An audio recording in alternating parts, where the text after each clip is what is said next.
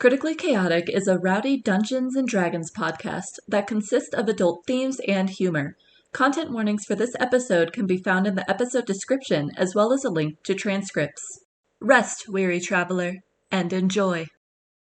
In the last episode, our group of adventurers met for the first time as they were all hired to aid the Falls family on a journey. Of course, no journey is complete without an attack, a nearly successful kidnapping, a huge fire, and some prisoners, right? In this episode, we rejoin our group of unlikely companions after they escaped the flaming forest and realize their unfriendly friend Mogan has gone missing.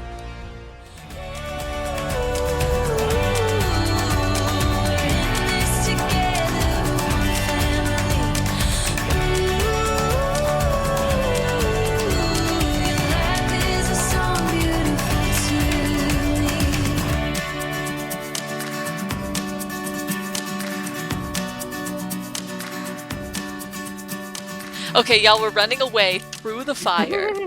So Mogan rolled a 5 for survival.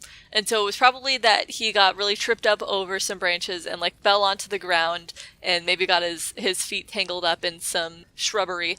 And so then by the time he stood up, he could no longer see the carriage and everyone was gone and he was just surrounded by fire.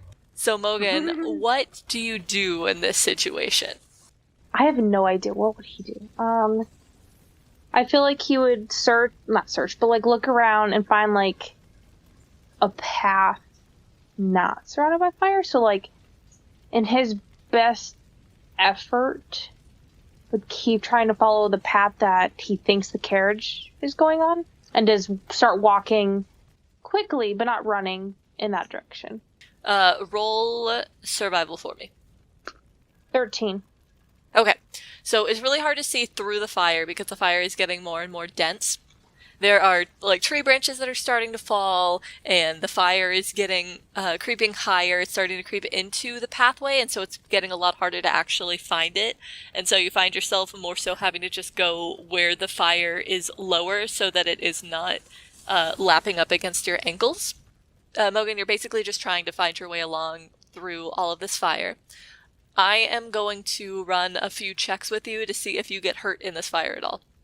So roll me a general dexterity check for your reaction to any falling branches. 18. Okay, you're good. Falling branches of fire, you're able to notice pretty quickly and get out of the way. Now, Mogan, roll me a nature check to see if you can find a safe place through this fire. 19. Wow, look at you. So he's ready. He's ready.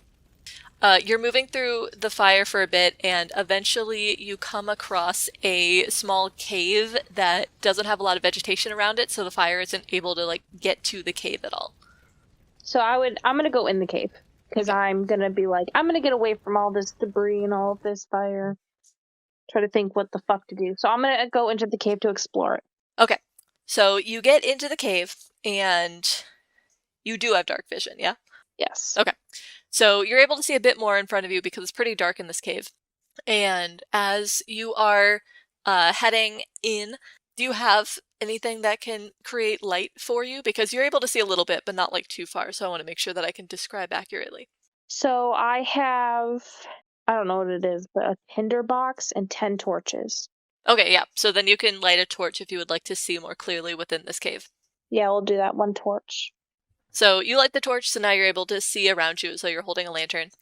And so within this cave, there's the opening of the cave that leads into a nice big open area, and then you see that there is a tunnel that then leads further into the cave. He's gonna just want to keep exploring to see what he can find, so he's gonna go deeper into the cave.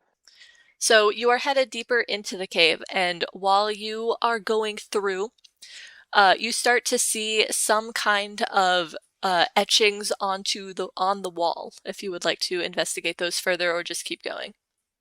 We'll get the etchings, see what they are. Roll investigation. Damn, 19. Mogan, that's getting all those high rolls. I just want to say that's with a 0+. I literally rolled 2 19s. So you don't know what they say, but you are able to make out that this is some kind of more ancient language of some kind. You're not sure what exactly the script is, but just that it's not really a common one that you've seen on your travels. Going deeper into the cave, the paths starts winding a bit more, and you start coming across split pathways as you're going. Are you choosing like a specific path, like you always choose the left path, or are you just kind of like going with whatever? Probably going with whatever. You continue on in this cave, and eventually, after just taking just random turns each which way, you occasionally come into like bigger open areas, but like nothing super special, and you keep seeing the occasional runes. But as you get in deeper, you eventually come across this one room that is very big and hollowed out, and it definitely looks more man-made versus the other ones because it has much more smoother walls, and it almost creates this large rectangular shaped room. And you can see in the ceiling that there are a lot of seemingly much smaller tunnel holes drilled into the top. Like they're too small for a normal sized person to like go up through. So you're not sure what exactly they are, but you can see them up there. And you can see a big mural of some kind on one of the larger sides of the rectangular room that you find yourself in. Can I investigate that to see what it is? Absolutely. So, without rolling anything, you can just make out what the general picture is first, and you are able to see a series of what looks to be feminine figures, some of them in dresses and some of them just nude, that are etched onto this wall. And they're all traveling in the same direction towards the far side of the wall, and as you're following it, it starts to be at the very beginning of the wall, it had very orderly lines, but the further you go, the figures seem to become overlapped and more manic, and you also start to see some animals being added in as well, until you get to the end, and then you start seeing creatures that have horns and tails, much like Leaf and Kareus do. And then when you get to the end, it just all abruptly stops, where you can still see like details of like a background etched in, but all of the figures just like have disappeared as though they like crossed over this invisible line. He's gonna take note, but he's just gonna keep moving. Okay. Like he cares, but he doesn't care. Okay, so he's going to keep moving. We are going to pause there, and we're going to say that that is taken about how long it is for the others to get to the end into the valley. And so, skipping back over to that group, you all have entered the valley. You're safely away from the fire. Everyone's there except for Mogan, who Kareus has noticed and brought attention to the group, is missing. Idea. Yes. Perhaps create a beacon with that spell that you have? Oh, yes. I'm gonna cast Light, which is a cantrip, on the carriage, so I just touch it, and it is now glowing, and it's gonna glow for the next hour, so that we have kind of a beacon for Mogan to find. Okay. I feel like Kareus is already trying to turn around and head back towards the burning forest. Jerome calls out to Kareus. Yo, Kareus, hold up a sec. We're gonna deal with Mogan. First, we gotta deal with these fellows right here, and gestures towards the two bandits that are with them. These fellows, even if they ain't the best, still pose a bit of a threat, so Jerome turns to the bandits. Alright, you two know the procedure. Seize and strip, come on. How stripped? Down to the skivvies. They're still like open-handed and everything, being like very careful as they like slowly like start to strip down, looking very sheepish and uncomfortable with the entire situation. I mean, yeah, Jerome, he's been through this procedure a bunch. I would like to see what they have. Just everything that they are carrying on them, including their clothes. Okay. And including searching in hidden pockets that might exist, because they're thieves. Thieves have hidden pockets at all times. I was speaking from experience. Okay, so you already know about their obvious weapons with the swords and the bow, which I assume that you have already confiscated during earlier. Oh, absolutely. So you find a hidden dagger on one of their belts that they had not grabbed at. You find a couple pouches on them that have a handful of silver and some copper. You find that one of them has a sketch of a beloved dog, and What is with this dog? this dog is beloved, okay? You all have the same dog? They're in a polyamorous relationship with that one dog. Yes. Well, no, they aren't anymore. Just the They two were. of them left. Yikes.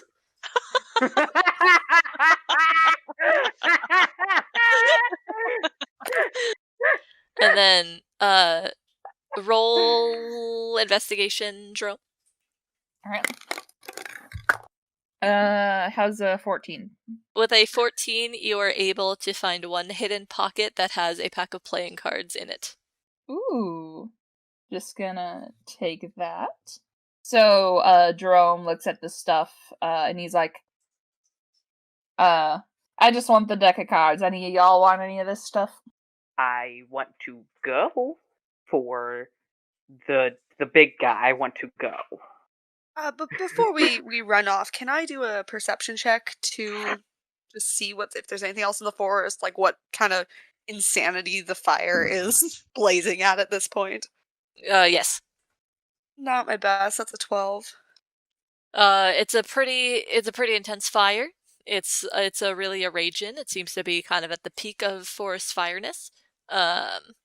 Kareus, considering the strength of the fire and how all of us barely made it out, and since we were also hired by these individuals and the child's life could still very well be in danger, we don't know if we were followed and we still have these two idiots over here with their hands tied and everything, perhaps it would be more beneficial if we would wait for the fire to choke itself out. I think the big guy could handle themselves in this situation. He seems like he could take a couple burns before he would sort of die. Yeah. And what are we going to do once we get in there? There's nothing we can do. Speaking of, how would we even find the fella? Exactly. All traces of him are probably already destroyed, and there's no way we could follow him if we're also trying to keep ourselves alive. At this point, our best bet is to stay here. We have the lit up carriage. You know, if Mogan's looking for us, he can find us. But our priority does need to be the family. Yes, we were hired for this job. Fine. He just he knows y'all are right, but he just like does not look happy about it, and he just kind of like walks a little bit away and sits. Aww. He's very tired. He's had a long day. We're curious.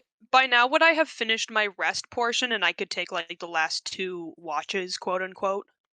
Yeah, you got a little bit less rest than you needed, but you'll just be kind of like sleepy. I don't think that'll give you a full exhaustion point for it. Okay. I could do a little bit more meditation. I don't think there's going to be people coming out of this burning forest. Yeah, I'll do a little bit more meditate, like of my trance and all. And then I'll keep an eye out if Mogan comes through the forest or whatever. Yeah. But we do need to finish our long rest so we don't get exhaustion for everybody else as well, because that's not fun to deal with. Did anyone actually get hit by anything or take any damage? Nope. Nope. Okay, Yeah. okay. It was a lucky sort of deal. Yeah. Can I make sure that the captives are secure? Yes. Your special knots? Yeah, with my knowing that they're also thieves, so they probably also know some thieves' knots. I use the good old sneaky sturdy knot, which is a variation on the sturdy knot that I came up with myself. Gotcha. And then I'd like to check in with the family we're supposed to be protecting, because I know the wife got a little bit of a case of a slashing. I'd also like to check in with them. And Jerome knocks on the door and peeks his head over the lip of the window. How you folks doing? You need anything? We got out of that fire, so should be safe for the moment. They all three of them look pretty freaked out, especially the kid who is being held tightly by the mom. And the dad says, yes, we're all right. Do any of you happen to have any medicine or know any healing for my wife? Oh, I would be honored to do that for you. Yes. And I cast healing word on the wife, so she gets like 6 points of heal. Yeah. So that very easily heals up her slice wound. She is holding her son and rocking him, and she gives you like a grateful smile, but just keeps softly singing to her son to try and keep him calm after that whole ordeal. Is there anything else that you guys may require before we, reestablish somewhere to sleep and a watch? The dad shakes his head. No, that won't be necessary. All right, we will make sure that somebody is on either side of the carriage if you need anything tonight. Sorry to do so much, but can I take a moment with the kid? Yeah, absolutely. Like, even while he's, like, with the mom? Yeah. Jerome, crouches down by the kiddo and is like, hey there, kid, how you doing? Went through a bit of a tough time there, huh? Uh-huh. But you were so brave, you made it through like a little champ. Uh-huh. You did a real good job, kid. I'm proud of you. He gives like a little smile through his teary face and presses his face against his mom's arm. And hey, for surviving your first encounter, I got a little surprise for you. Now, every adventurer, whoever survives their first encounter, always has to get their first little encounter token to show that they did it. They got through it. So he reaches into his pack, rifles through it a little bit, and pulls out a pair of loaded dice and holds them out to the kid. Got a pair of my lucky dice here. Because, sometimes luck's all you need to really get through life. And if life can help weigh the luck in your favor, then that's good enough for me. He holds the dice out to the kid. The kid slowly takes the dice, and he kind of feels it because he can feel the weight in it a little bit. And he nods to you as he still clings to his mom. So we'll pause and pop back to Mogan, and be with him for a couple hours until the sun rises, and then we'll pop back to y'all. So, Mogan is just continuing down the corridors, Queen? Yeah. Okay. He's headed down those corridors, taking whatever, thinking about that mural, and that's kind of weird. But he just keeps going. And the tunnels are getting, they are getting more and more rigid, whereas before it seemed to be just naturally made tunnels that were kind of loopy and they curved a lot. And they intersected at weird places. These ones are becoming a lot straighter and have more right angles when you get to crossroads. And definitely seem more man-made. And you start to see that there are old torches mounted on the walls, but they are not lit. They seem to have gone out a long time ago. And you travel for an hour, you're walking for a while, and eventually you come across one corridor where it keeps going on forward like normal, but then there is a huge hole. So these tunnels that you're in currently are maybe 10 feet wide and then about 10 feet tall. So it gives you a nice space of breathing room. But then this giant hole that kind of just cuts through the side, through the corridor that you're in. It's big and circular. It's maybe 20 feet in diameter, and it just cuts through. And it cuts into the floor, cuts into the ceiling. It's just this tube that seems to have just been inserted into your corridor. Oh. Love that. So, what direction is the tube going in? It's at a slight angle from the current corridor that you're in. So your corridor is going straight, and then this other hole crosses into your corridor at a not perpendicular, because that one is, like, the right angle, but, like, it just goes through it at just, like, an angle. So is it basically another path to go down? Yeah. But it's very different from the corridor that you are currently a part of. Yeah. So Queen says no, that's a horrible idea. Mogan says, let's fucking go.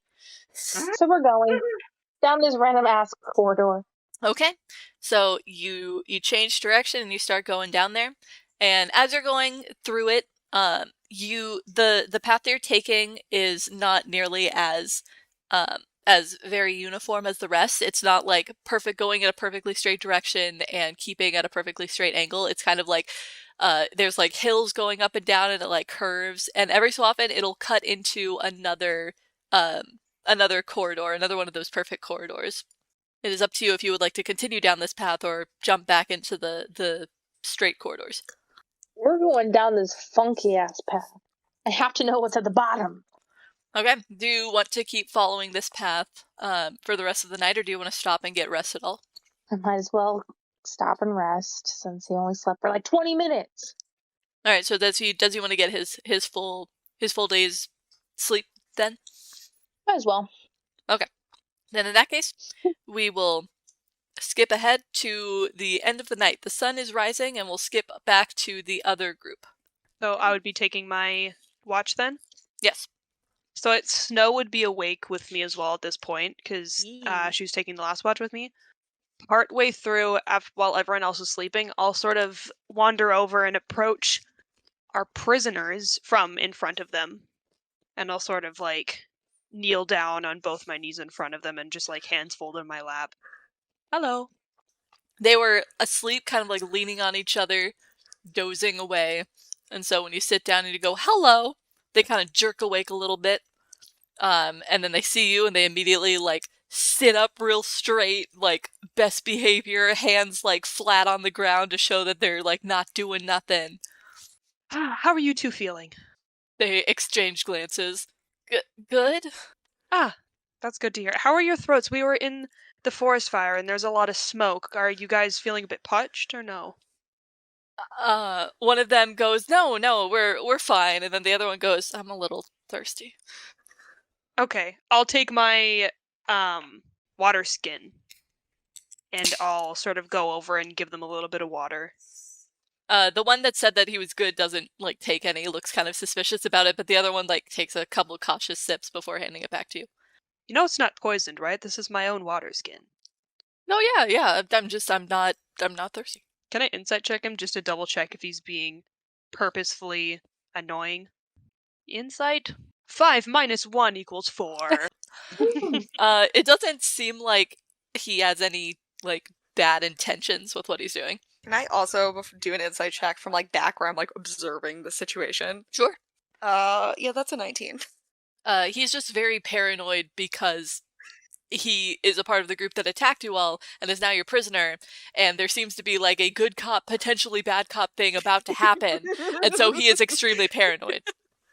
Now that it seems that we've got to know each other a little bit and I've shown that I'm not going to murder you as the rest are sleeping, I was wondering who was the one that pointed you in the direction of our group here and why you were targeting this family here. The one who took the water says, our leader just organizes the raids, and everyone knows about the fishery falls, so we knew that they were going to be coming through here. We didn't think that they would have such a big party on them, but we know that they have a lot of extra money, and so we were, you know. He looks down all sheepishly. You're doing so well. Thank you so much for telling me that. Who is this leader that you mentioned? They exchange glances. No one. I promise you that I won't tell the family. No one knows that we're talking right now, besides my friend here, but she won't say a word. Snow kind of just like nods but narrows her eyes a little bit and like, but don't fuck up. The one that took the water, which I'm gonna start calling Water Boy just for easier An Cool. easier time. Waterboy and Paranoid Man. That's what we're gonna go with. So Waterboy looks as though he's like about to say something when Paranoid Man like puts a hand on his knee and he says, we're not going to tell you. Hey now, are you gonna let this idiot, frankly, tell you what not to say and what to say? You are very much putting yourself in a much more comfortable situation than this guy beside you here. I'm just staring right at Waterboy. It's all right. It's totally. I don't have any weapons on me, which I don't have any visible weapons on me. We can't. We're not gonna hurt you. We have no reason to. I can't. Why? I'm not supposed to. Who says?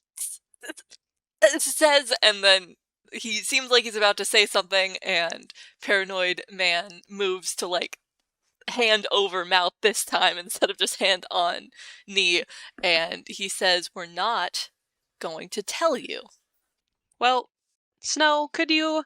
Oh, well, yes, of course. Thank I'd be you. honored. And I grab Paranoid Man and just start dragging him across the road, like away from both of them. You'll be fine. He starts yelling about it. I just cover his mouth and just push him down, like, yeah, just stop. Oh, but keep him close though. Yes. We honestly aren't here to hurt you at all. We just want to be prepared, just in case it turns out that your leader is targeting these people unfairly, you know?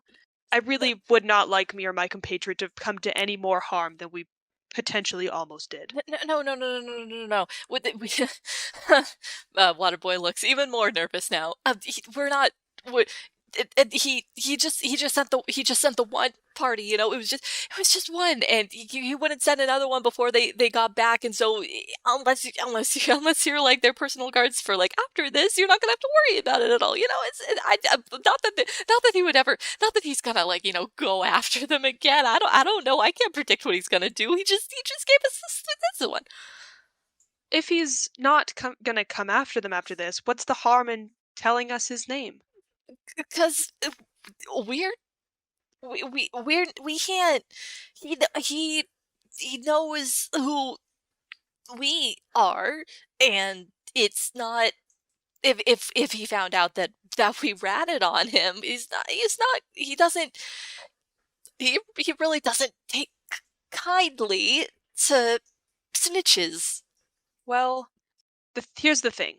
Truthfully, given the fact that all of your friends have perished in the forest fire that one of your own people so foolishly started, if you would return to this individual, given how terrified you seem of him already, I don't believe that you would receive the best treatment upon returning to your previous encampment. So, what I propose is, if you would help out these noblemen that you so tried to attack and harm, they could extend a helping hand to you. They could protect you with their vast resources. This man might never actually be able to harm you again.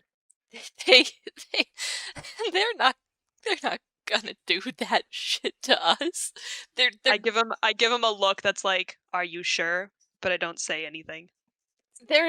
No, we just tried to rob them, and no, we're gonna be put in prison, and then we're gonna get killed, and it's gonna be even worse if I tell you who. I promise you, you will not come to any harm. No prison cell shall hold your freedom. Insight check. Are you being deceptive? Yes. All right, roll deception. Oh yeah, baby, that's a dirty 20. Ooh. Okay. He looks at you and he really tries to study your face. He tries to I smile and I sort of like rest my hand gently, like kind of on his shoe that's out in front of me, and just be like, "It's all right." He looks very uncomfortable and he looks back over towards Paranoid Man, who's just like giving him like a death glare back, like shaking his head like, what the fuck? I step between their line of vision so that Waterboy cannot see Paranoid Man's face anymore. And he looks back, seeming very, very nervous even still. He takes like a very, very small breath, like he's trying to really decide, and he says, Oriole. That's it? It's what he goes by. Now, was that so hard? I can't do anything with just a name, truly. There's nothing I can do. It was a little hard. Well, you did very well. I won't tell the name. I'll say that you didn't divulge any information. I will also speak with the people that hired us, and I will try my best to convince them that you helped us out. You really came in at the end and helped us out, and for that, all of us are eternally grateful. I'll pat his foot a little bit, and then I'll stand up, and then I'll sort of like glance over at Snow and just like nod my head to bring him over, but as she comes back closer, I'll be like, maybe don't put them right next to each other. I put the paranoid guy on the other side of the carriage from Waterboy. Paranoid man gives dirty looks in the direction of Waterboy, who is just like looking anywhere but him, very sheepishly. I'll sort of like bring Snow over and we'll sort of we'll keep an eye out still, but I'll double check to see if there's anything going on in the forest, if like stuff like that. Okay. And I'll give Snow the help action if there's a perception check or anything. Yeah, you can just do, if you're actively looking, then you can do a perception check to try to actively see if you notice anything. Yeah, I'll do a perception check with the advantage from Vae. Oh, hell yeah. So that's a 19. You don't really notice anything. The most that your eye is drawn to is a bird that takes off from around the forested area and is just flying away. Okay, so it's a little bit past sunrise because you all had to take a bit of extra time to fully get all of your rest, but the sun is up and you are able to awaken, and the fire has since died out. There's just like a few like small flames here and there, but mostly it snuffed itself out in the night. How far away would we be able to kind of eat out of earshot from those our two captives? Yeah. Especially if you like Lovely. speak in a lower voice. Yeah. Yep. We'll do that. We'll make a fire over there. And as we're sitting down, I'm sitting cross-legged with my hands. I'm sort of like lounging back on my hands. And I'll just, out of the blue, just be like, so I learned something last night. I had a little conversation with our new friends. You get their names, by the way? Oh, no. Why would I? And the one on the left, I think. I won't like indicate towards them, but I'll be like, the one on the left. The one, he drank a lot of water. He divulged the information to me that the leader of their little band of idiots was named Oriole. Do with that information what you will, but if you hear that name, maybe stay away from it. Can I roll a history check to see if I've heard of this guy before? Yes. Yeah, I was gonna ask if we can try and see if this sounds familiar to anyone. Absolutely. Do I also roll history? Yeah. I got a 17. Okay. I also got a 17, but Nice. +2, so that's 19. So you all have not really heard of anybody named Oriole. You've heard of like people like in the way past maybe, but it doesn't seem relevant. Like there was a mayor of a town ages ago in like Roosman who was named Oriole, but he would have been long dead by now. There's a bardic story of a golden Oriole that would play tricks on villagers. But, like, nothing that seems really relevant. So, vaguely ringing bells, but not really. Yeah, not really enough to say, like, oh yeah, I know, like, who this Oriole guy might be. Did the family join us for breakfast at all, or no? Nah, they stayed in their carriage. Jerome's gonna put aside a little bit of breakfast for the fam. Yeah, would someone like to inquire with our benefactors about if you're able to go back for our large friend or not? So we go to the caravan with the family. Yes. They're inside, eating some food. I lightly knock on the door next to the father. The father turns to Mr. look Paul. at you through the glassless window.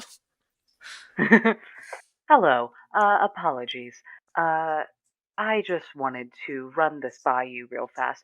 One of our companions, the big one, the half-orc, he seemed to have gotten left behind as we made our grand escape last night, and me and my companion here, we would like to just go take a quick look around, see if we can't locate him, and see if we can't make sure he's all right. And we wanted to make sure you knew what was going on. He looks a little surprised by that, and he says, No, we're on a schedule, and we have to make it there. We've already lost so much time through and he's cut off by his wife, who goes, Sweet honey, just they've done a lot for us, and it would be best if we had all of the people that we hired here. And he looks at her and he gives a little sigh and he says, Okay, but we really would prefer to not stick around here for long, so if we could get going at the very least by tomorrow. I'm sure we will be, and that we'll come back as soon as we can. I understand you don't want to stay around. It's been a very rough time, but Indeed. So wait, so is the plan to take the carriage with us? Is that what we were wanting to do? I was actually thinking that we could stash the carriage away behind some shrubs and hide it a little bit. Okay. So then they have a little bit more of a covered area where they won't be in the middle of the path. Yeah, because I was gonna say just leaving it as it is doesn't sound great. But that's not a great plan. But what should we do with our captives? Because I don't think anybody could. Let's bring them with us into the forest. And then we set off, I guess, with our prisoners in tow. Yeah. Fucking go. New adventuring party. Water boy and suspicious man. Paranoid man. You'll grow to love them. Yep. Oh, these are the NPCs we're going to drag along with us to level 20. Off we go. Alright, off you go. Ragtag group we are. Yep. Okay, so we'll pause with y'all and hop back to Mogan. Mogan, you awaken. Good morning to myself. Yeah, so Mogan's just gonna get up. He slept straight out on the floor. He's just gonna get up and keep going. He has no care in the world. So he continues on, and he starts, the hole starts kind of heading downward a bit more, whereas before it kind of went up and down every so often. This one, more clearly goes down. And it is as he is going down that it seems to be getting darker and darker. I assume that he lit another torch. Yeah. Okay. And so it gets harder and harder to see a bit more ahead of him. And it's after about maybe an hour and a half of traveling that he gets down to the bottom, which opens up into this big open cavern area. And so it's this huge open cavern area that then leads to an enormous pit. And this is huge as in Grand Canyon huge. It is big. He has a fair bit of walking room along this ridge that's connected to this giant hole tunnel that he just came through. But then there's this even bigger pit, kind of a few feet in front of him. Can I do a investigation check to see what I can see? If there's anything else in the cave? Sure. Yeah, I got a 7. You don't really see much. You just see this giant pit. Okay. You are able to get a bit closer to the edge of the pit to continue your investigation if you want to. I don't know. I don't want to make that assumption for Mogan if he would go up to a pit. He probably would, yeah. So probably, get closer. Okay. So he goes up to the pit and he kind of looks in, And it's a bit of a far drop, but at the bottom he can see it looks similar to the equivalent of like snake skin that's shed, you know? Oh God. Uh-huh. But they're big. They're very big. Um, and along with some of that like shedded skin looking stuff, he can also see these almost like shell looking things that have been cracked open. They're not shells as in like chicken egg shells. They're like papery lumpy shells that seem to have been like kind of cracked and pierced open with like something that attached. If you would like to try to figure out what like this is, you can roll nature. Sure. 9.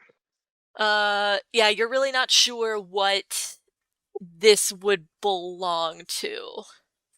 He's gonna back up from the edge because he's like, okay, well, I don't know what that is, so we're just gonna not.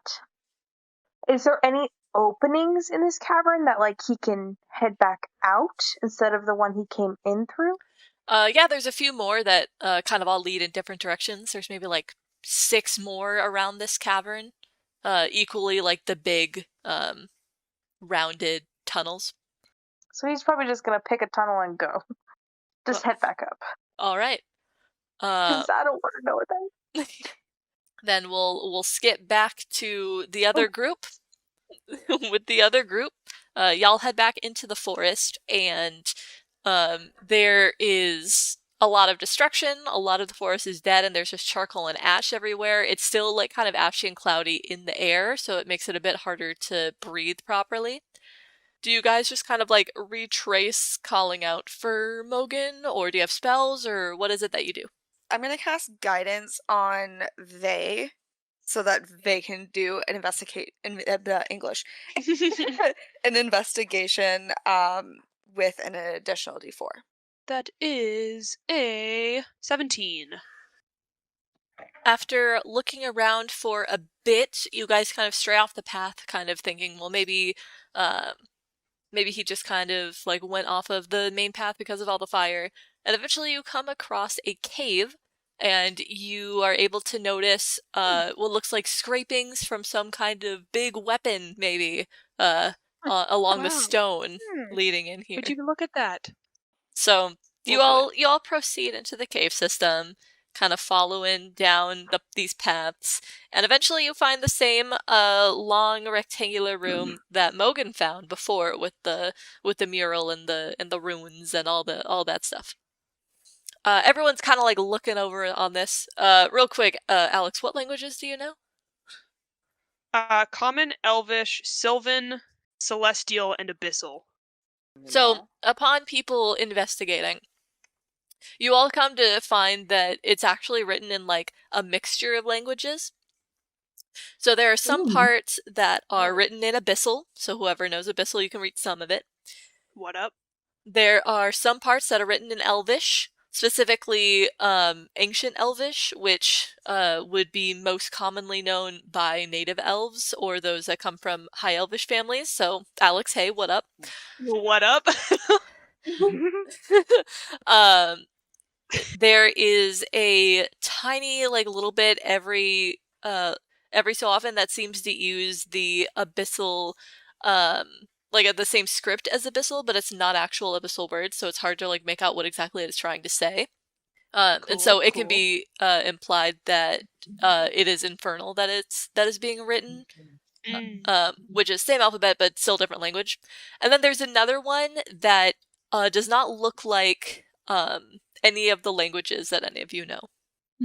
Is it Dwarvish? I know Dwarvish. It's not Dwarvish.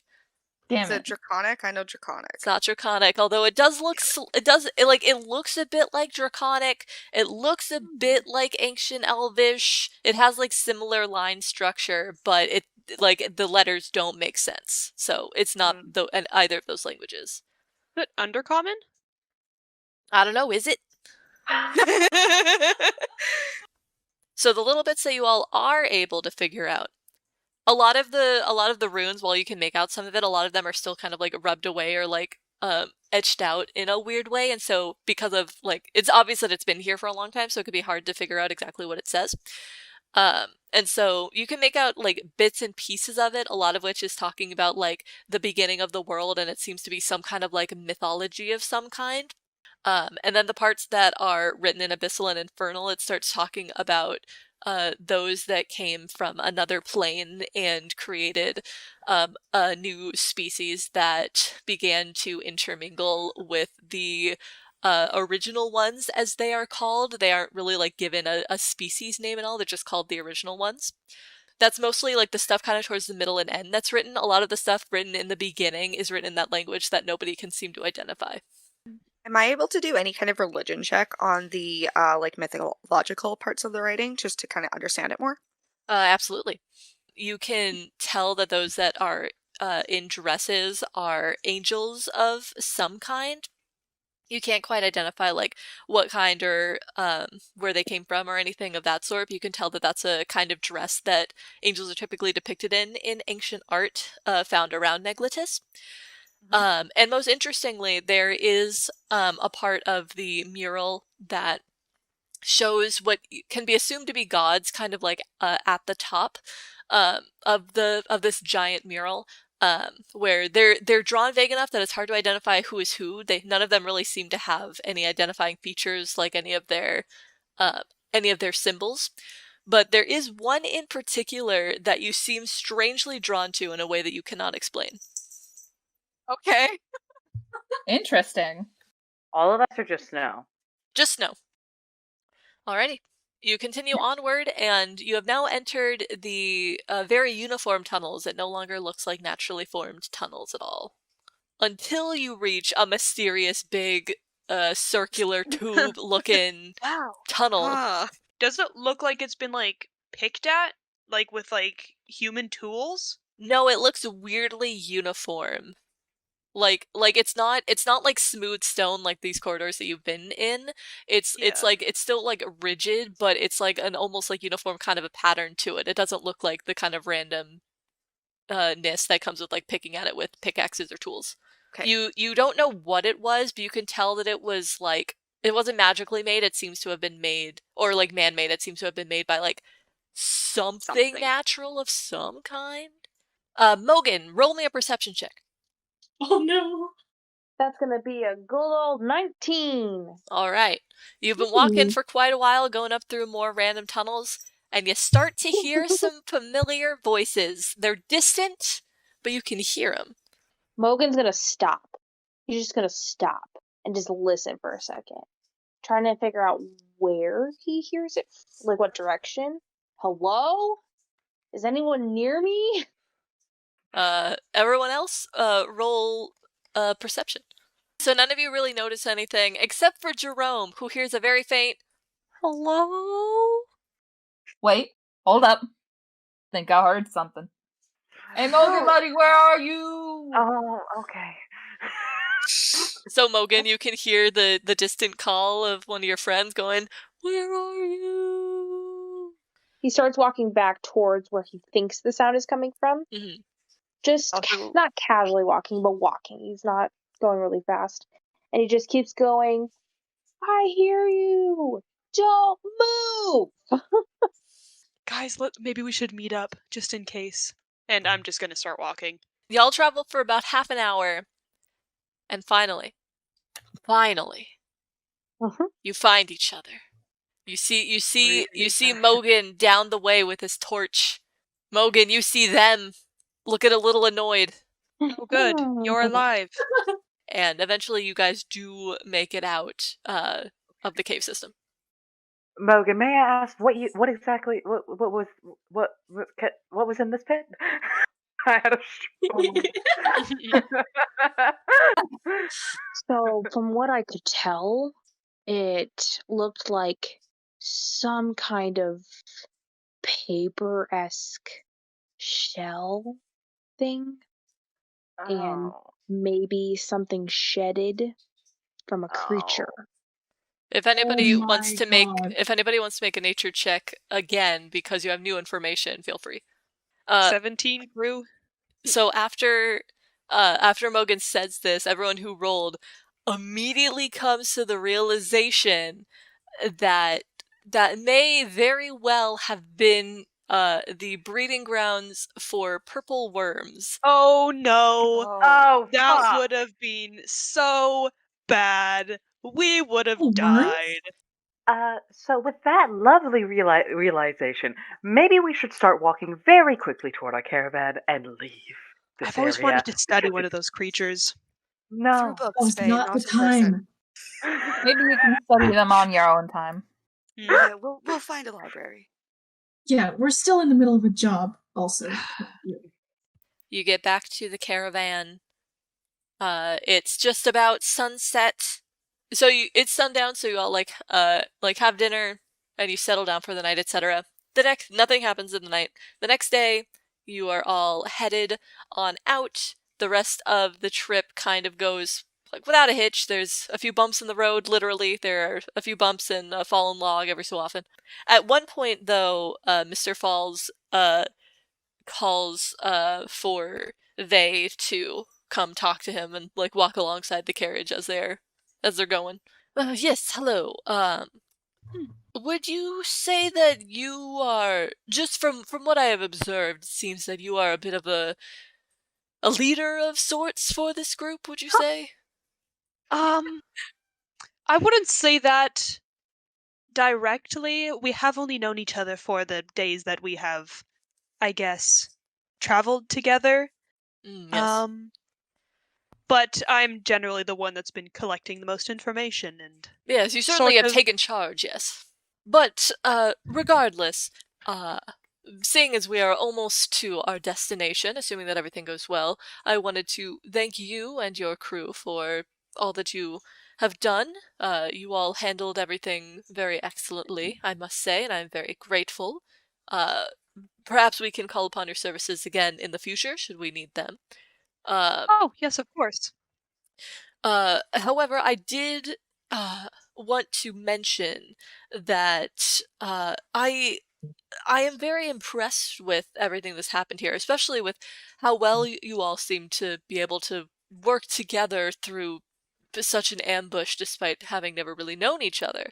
Yes, a well-oiled machine, as they say. Yes, indeed, indeed. Hmm. Despite some of the hiccups that have occurred that can be expected of new groups, I think that you all could make a good difference in this country if you all were to officially band together as an adventuring team.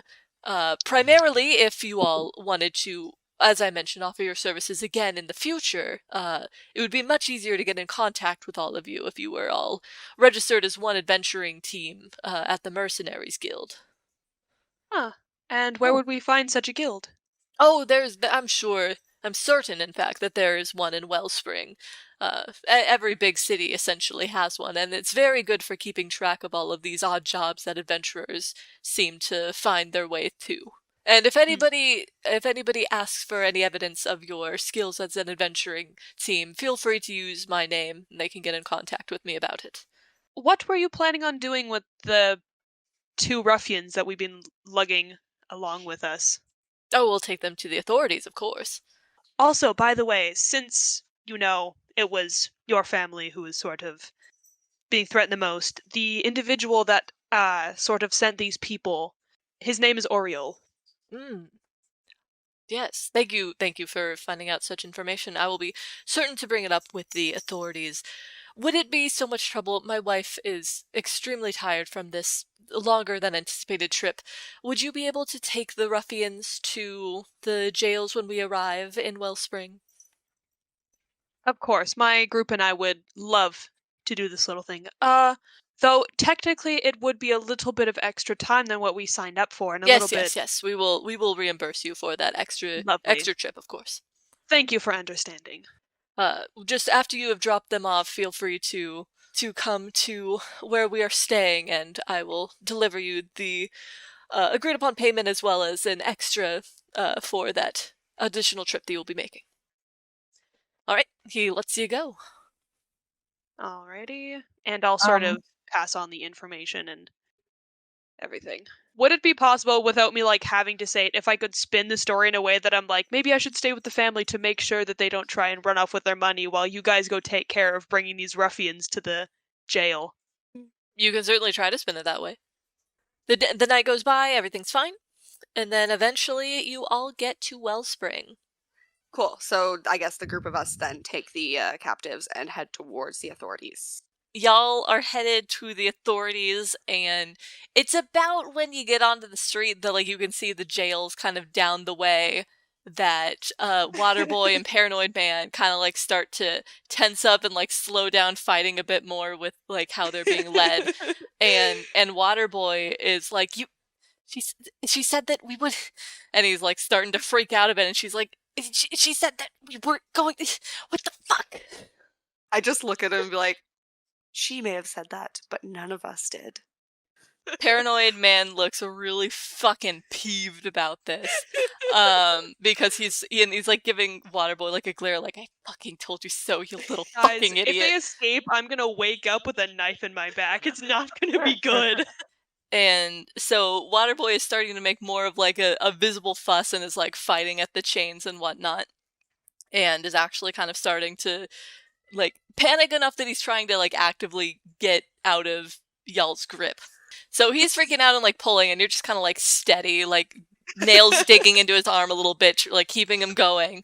And Waterboy is freaking out a lot more, and he's like jerking a lot more, starting to yell, starting to make a scene, saying like, she said that we wouldn't let this happen. I risked a lot in order to even tell you anything, and you're still gonna just like make me blah blah blah. He's like making a big old scene, and Paranoid Man is just like starting to be like, just shut up, just, oh my gosh, just shut up. And it is while Waterboy is freaking out and making the scene that an arrow is suddenly fired. Oh. And lands right in Waterboy's jugular. Oh. Right after I say I feel bad, you gotta do me like this. Yeah, a little bit.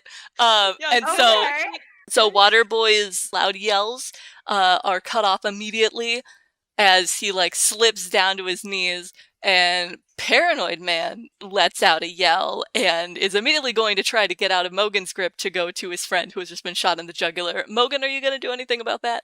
I'm going to definitely hold him back. Got a solid 16. Yep, you're able to hold him tight.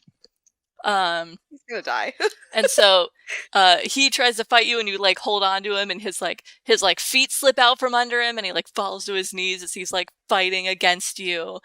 But as being thought, it doesn't last long before another arrow is fired. This one hitting him in the face rather than in the jugular. And he is like thrown back onto the ground and is conscious for a bit longer with an arrow sticking out of his face. Can I do spare the dying on him? You can certainly try.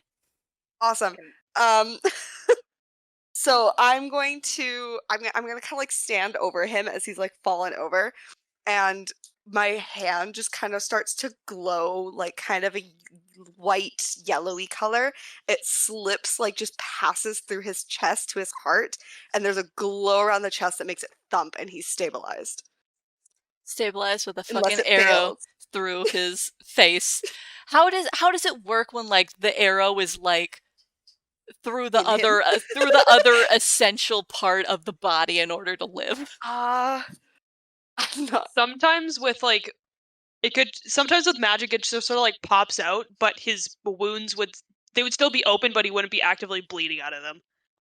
But since it's magic, sometimes the arrow sort of pops out. You could also just pull it from his face. Really? I'll say that it's still there, but he is now like stable, quote unquote. So like maybe the like arrow is like putting enough pressure on it that's not bleeding out or anything. Yeah. So he's like stable more or less, but like if it goes wrong, he's gonna be dead. Yeah. So he's now stable. He's unconscious, but he's kind of unconscious where like his eyes are still open, and so it looks like he's dead, but he's not. He's alive. Oh God. Arrow in in brain. Arrow in brain. Dope. Can I make a perception check to see if I can't find, locate where this arrow came from? Yes. Or these arrows? Be aware that there is now chaos in the street because two arrows have just been thrown to which hit people. I'm also going to do that, but with guidance from me. Okay. I rolled a nat 20. All right. Jesus, okay, well, never mind. +2.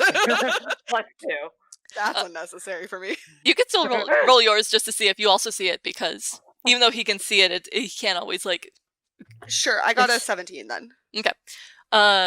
So there's a lot of chaos going around you, and Snow does not see, whoever shot the arrow, but does see a few birds fly up into the air amidst all of the chaos. Kareus is able to see, along with the birds, kind of up on one of the rooftops, kind of by a bell tower, there's a small swish of a cape as someone disappears behind it. Okay. Meanwhile, the other three, y'all get to the villa. Wonderful. They must have made it safely by now. It doesn't take that long to get there. Nice. They should be back around soon. So the Fall family welcomes you into the main sitting area to have a place to be rather than just out on the street while you wait for your friends. And Mr. Fall returns after a few minutes, presenting a pouch to Vae, with the money that was agreed upon for the trip. And he says, once I can be assured that the criminals have been given to the authorities and your friends return, I will provide the extra fee as well for the trip. Cool. I guess so we head back to the estate. We relay what happened to you guys and to the falls. We're like, yeah, one of them died, but hey, we got the other one there. Well, I admit I was wrong. They did not have it handled. I suppose you did technically do as I asked, and you did still make the trip. So one of them is in a jail. And he hands an extra little pouch to Vae. More money! That has a handful of silver in addition. Would you be able to point us in the direction of, I guess, the Mercenaries Hall for next time that we play? We could. Yeah, we'll start with y'all going to the Mercenaries Guild next time. Sick. Cool. Have we discussed that as a group at all? No. Okay.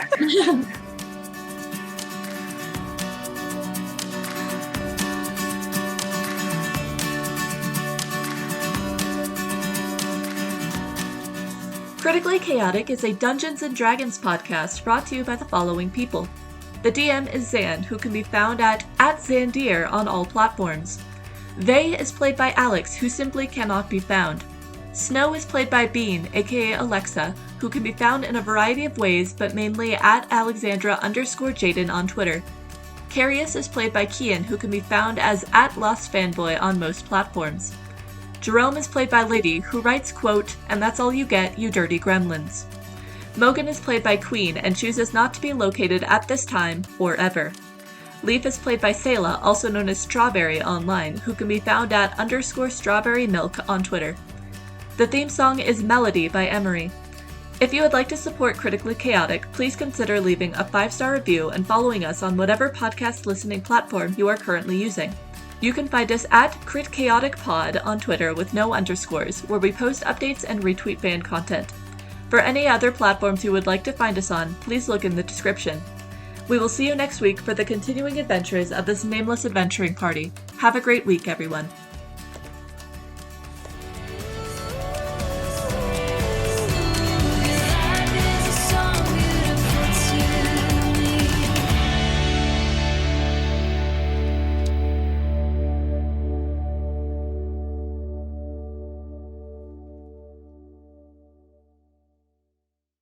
So you guys entered the cave, right? Yeah. Mm-hmm. We're way back at the entrance, yeah. Because it is a cave, could Mogan perhaps hear anything at this point? No. You've been traveling for literal hours in this cave system. You cannot hear the entrance.